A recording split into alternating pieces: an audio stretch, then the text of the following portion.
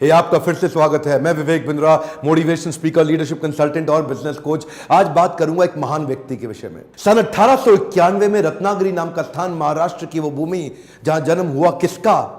एक profound powerful दलित leader का, एक ऐसे शक्तिशाली पॉलिटिशियन, वुमेन इमेंसिपेटर, एक इकोनॉमिस्ट, एक प्रोलिफिक राइटर, एक थियोरिस्ट, एक ऐसे महान व्यक्ति जो कि बुद्धिज्म का रिवाइवलिस्ट भी था, ह्यूमन राइट प्रोफाउंडर और eminent scholar, razor sharp intelligence. नाम था इनका डॉक्टर भीमराव रामजी अंबेडकर। छोटी उम्र में ही ये रत्नागिरी से सत्तारा नाम के स्थान, महाराष्ट्र के अंदर जो पुणे के नजदीक है, वहां शिफ्ट हो गए। इनकी माता का देहांत हो गया था छोटी उम्र में। बचपन से ही बड़ी दिल को दहला देने वाली, दुखी कर देने वाली, एक बच्चे को आतंकित, पीड़ित कर देने वाली, तंग करने वाली, परेशान करने वाली कठिनाइयों के दौर से ये गुजरे।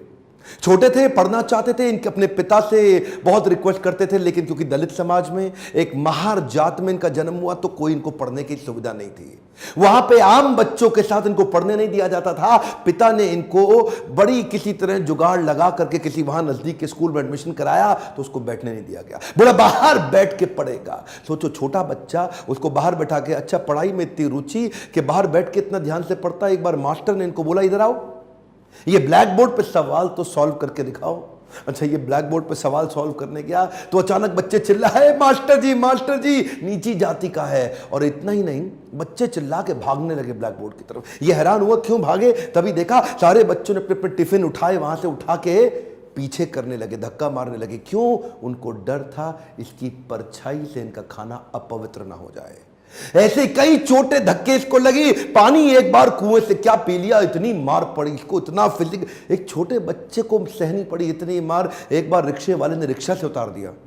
बोला तू नहीं बैठेगा रिक्शे में। क्यों? क्योंकि रिक्शे वाले को बीच में पता लगा कि ये नीची जाति का है। और उसके बाद उससे बोला तुझसे डबल पैसा लूंगा, और फिर रिक्शा भी अब तू चलाएगा। वो नीचे चलने लगा, रिक्शा भी। जानते हैं उस समय केवल छूने से नहीं, परछाई तक से दिक्कत थी इनकी। और परछाई तो छोड़िए, इनकी आवाज सुनने से भी लोग सोचते थे कि अपवित्र हो जाए। ये जो आवाज से अपवित्र, परछाई से अपवित्र, छूने से अपवित्र, ये दर्द जो उनको सहना पड़ा, ये दर्द इनकी जिंदगी में बहुत बड़ा रोल प्ले किया आगे चल के इनकी लीडरशिप को बिल्ड करने में।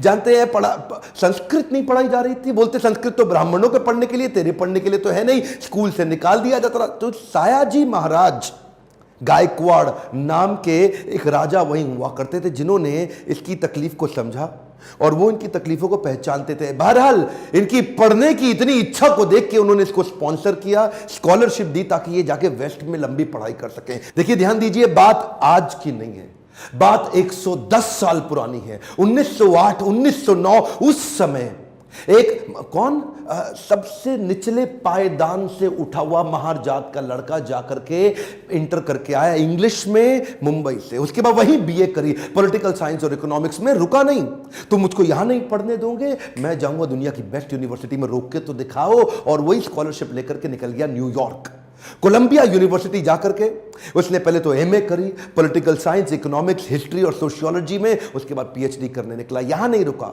लंदन स्कूल ऑफ इकोनॉमिक्स चला गया। लंदन स्कूल ऑफ इकोनॉमिक्स जाकर वहां एमएससी किया, उसके बाद लॉ की पढ़ाई किया, फिर उसके बाद डॉक्टरेट किया, किताब के ऊपर अपनी थीसिस लिखी। ये वही किताब थी जिसके ऊपर आगे जाकर के रिजर्व बैंक ऑफ इंडिया को बनाया गया। महाराजा और बड़ौदा से उनका प्रेम इतना था ना, वो जो सायाजी गायकवाड़ जिन्होंने इनको स्कॉलरशिप दिया था, पढ़ने में इनकी मदद करी थी, दुनिया भर में पढ़ के उनका प्रेम भूले नहीं, वापस उनके पास आ गए।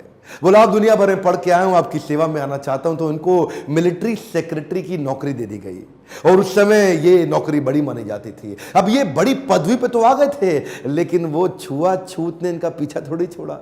वहां भी जो सरकारी पियोन होता था ना, वो उनको फाइल दूर से फेंक के दिया करता था। बोला तू नीच जात का है, आज गद्दी पे बैठ गया तो क्या, दूर से फाइल फेंकते थे, उसके पास नहीं जाते थे। उनको खाने के लिए बोलते थे बाहर जाके खा। आज भी वो कुएं से पानी नहीं पी सकते थे, इतनी एग्जॉल्टेड पोजीशन पे। बाबा साहब अंबेडकर की तकलीफों का सिलसिला थमा थोड़े ही।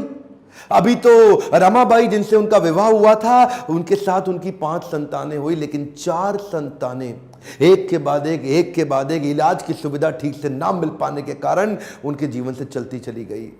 4 बच्चों का देहांत हुआ, 1 बच्चा बचा, लेकिन पत्नी भी आगे चल के लंबा साथ नहीं दे पाई, वो भी लंबी बीमारी के चलते उनका भी देहांत हो गया। बाबा साहब अंबेडकर, जो अब इस समय कोई भी आदमी टूट सकता था, जिसका अपना स्वाभिमान ही खत्म हो जाए, लेकिन ये क्या किए, ये साथ साथ अपने देश के लिए लड़ते रहे और घर की तकलीफों से अपने आप को रुकने नहीं दिया, सत्याग्रह पे निकल गए। 1927 के इस महान सत्याग्रह में ये जिद पे अड़ गए कि सब दलितों को कुएं से पानी पीने का अधिकार दिला के रहूंगा। सार्वजनिक स्थान है, किसी का प्राइवेट नहीं है, जो सरकारी स्थान है, वहां पे एक इंसान दूसरे के साथ पानी क्यों ना पी सके। देखिए गलत तो एक्चुअली हो रहा था। जो दलित औरतें थी ना, उनको साड़ी भी पहनने का, पांव को ढक के उठा के साड़ी पहननी पड़ती थी। इन्होंने पहली बार अधिकार दिलाया, पूरी नीचे तक आम औरतों की तरह पांव को ढक के साड़ी पहनने का अधिकार। उसके बाद बोले कम्युनल इलेक्टोरेट की मांग कर दी इन्होंने। कम्युनल इलेक्टोरेट में ये चाहते थे कि कम्युनिटी के आधार पे हमारी वोटिंग की सुविधा अलग हो। उसमें थोड़ा गांधी जी अड़ गए, क्योंकि गांधी जी जानते थे कि ये अंग्रेज लोग मिल करके हमारी सारी जातियों को तोड़ के अलग कराना चाहते। गांधी जी ने इनको समझाया। देखो क्या बोले अंबेडकर जी, मैं आपको रिजर्वेशन दिला दूंगा, मैं आपको बाकी सब मदद करूंगा, सब करूंगा, लेकिन अलग नहीं करते। अब जातियों के आधार पर अगर देश को अलग किया तो मुझे स्वतंत्रता नहीं मिल पाएगी, मैं अंग्रेजों से लड़ नहीं पाऊंगा, मेरे साथ खड़े होके मेरी ताकत बनो। वो जब अंबेडकर नहीं माने तो गांधी जी ने फिर उनको रिक्वेस्ट की और उसके बाद अनशन पे बैठ गए गांधी जी। बहरहाल अंबेडकर उस समय उनके सामने बड़ी दुविधा आ गई।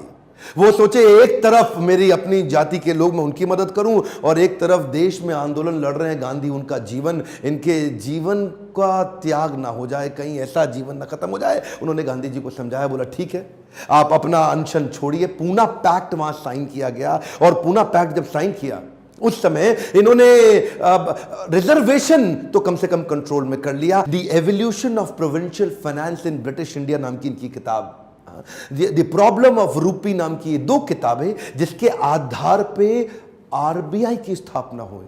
मैं दोबारा बोल दूं क्या, इन्होंने जो किताबें लिखी उसके आधार पे आरबीआई की स्थापना करी गई। कैन यू इमेजिन, भारत के सबसे निचले पायदान से आया एक यंग लड़का जिसकी कोई मदद करने वाला नहीं, आज उसकी बुद्धि पे आधारित हमारे कॉन्स्टिट्यूशन की स्थापना भी की जाएगी। इनकी ज्ञान, बुद्धि और कौशल का लोहा इंडियन लीडर्स और ब्रिटिश लीडर्स दोनों मानते थे। 1947 में भारत आजाद हुआ और गांधी जी के पास नेहरू अपनी पूरी कैबिनेट की लिस्ट लेकर के आए। जब नेहरू, जो कि स्वतंत्र भारत के पहले प्रधानमंत्री होने वाले थे, पूरी कैबिनेट की लिस्ट लेके पहुंचे और बताया कि देखो इनको मैं तो तभी गांधी ने पूछा इसके अंदर बाबा साहब अंबेडकर का नाम कहां है, और वहीं थोड़ी उनकी बहस हुई और गांधी ने बोला कि नेहरू ये तुम्हारी कैबिनेट नहीं है, ये आजाद भारत की कैबिनेट है। तभी उनको कानून मंत्री के रूप में लिया गया, और न केवल कानून मंत्री बल्कि तुरंत जो ड्राफ्टिंग कमेटी थी इंडियन कॉन्स्टिट्यूशन की, उसका चेयरमैन भी बना दिया गया। इनकी इंटेलिजेंस के आगे कोई कुछ बोल नहीं सकता था। जो इनसे सहमत थे, असहमत थे,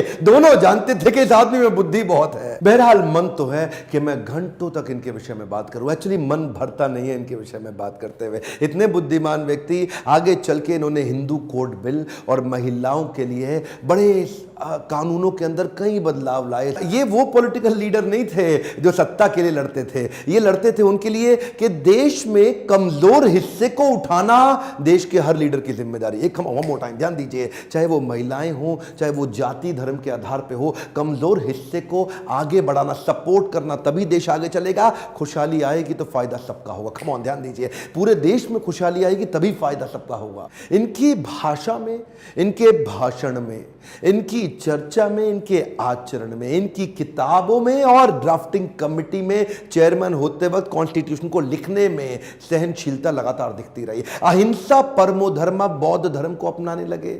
आत्मवत् सर्वभूतेषु, भागवतम में बताया गया है कि बौद्ध धर्म में आत्मवत् सर्वभूतेषु, सभी जीवात्माओं को अपनी तरह देखना चाहिए। ये जो समान दृष्टि देने का उन्होंने प्रयास किया, ये उसके बाद ये बौद्ध धर्म को स्वीकार करने चले गए। आखिरी तक काम प्रेम से करते रहे, किसी से लड़ाई नहीं लड़ी। आपके लिए क्या मैसेज है इसमें? एक मैसेज लेके जाइए, एजुकेशन इज द टूल। पूरी जिंदगी में सबसे निचले कमजोर तबके को उन्होंने उस एजुकेशन के बल पे तो खड़ा किया। ये लगातार जो पढ़ते रहे लोग इनके सामने चुप, इनकी एजुकेशन के चलते तो हो जाते थे। कोलंबिया यूनिवर्सिटी आगे चल के इनको number 1 scholar in the world की उपाधि से नवाजा गया। देश ने इनको भारत रत्न दिया। एक बात समझ लीजिए, इनके बराबर लीडर पृथ्वी में गिनती की होते हैं, परसेंटेज में नहीं होते। लर्निंग क्या है? Education is the tool. Entertainment के तो बहुत चैनल होंगे यूट्यूब पे, पर मैंने एजुकेशन का चैनल बना है, कोई एंटरटेनमेंट नहीं है इधर। और देश को भीमराव रामजी अंबेडकर के विषय में एजुकेट करना, उनके संघर्ष के बारे में बताना मेरी आपकी पूरे देश की जिम्मेदारी है। बताइए तो सही लोगों को कैसे संघर्ष से उठ के खड़े हुए हैं। शेयर करिए वीडियो, जिसको हो सकता है, जिसको इंस्पिरेशन मिल सकती हो, कमेंट बॉक्स में बताइए। अगर किसी और लीडर का वीडियो देखना चाहते हैं लाइक करिए। अगर थोड़ा भी वीडियो पसंद आया, जितने लाइक उतना मेरा उत्साह बढ़ेगा। बताइए कि आपको कैसा लगा ये वीडियो। सब्सक्राइब करिए, बेल आइकॉन हिट करके दूसरों से भी करवाइए मेरे साथ जुड़े रहने के लिए। प्रेम पूर्वक हर बार की तरह।